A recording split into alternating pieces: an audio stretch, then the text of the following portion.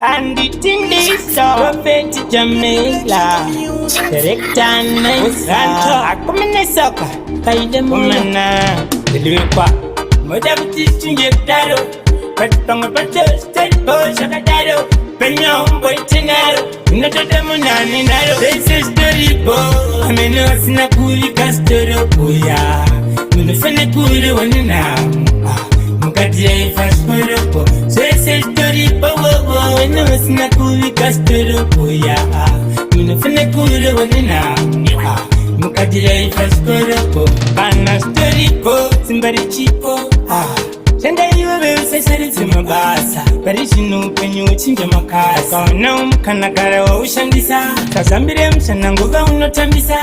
Atinanguwa, basi pano tirikuruwa. Saka pana nenguwa. This is the Ribo, ameno sinakuri castro poya.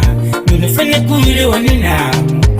Mukadie fast poropo, say story power. No sinakuri castro poya. Munofene kuru wanina. Mukadie fast poropo, manduwe mukataonira mukana. Nano mutazira, amwe wachona ukanzira. Amwe chironda vachatsimbira pavachatsimbira.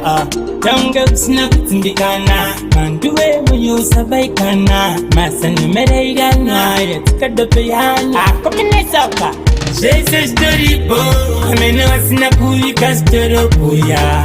Munofene kuri wanina. Mukadie fast poropo, shese storibo, amene wasina kuri castro poya. Munofene kuri wanina. Mukadie fast poropo, bana story po, simbari chipo. Shanda iwe say simabasa, parishinu penyu chinja makasa. Kaona mkanakara wa ushandisa, kazambire mshananguga unotambisa. Atinanguwa, basi pano tiriguruwa. Saka pana nenguwa. This is the Ribo, ameno sinakuri castro poya. Munofene kuru wanina. Mukadie fast poropo, say story power.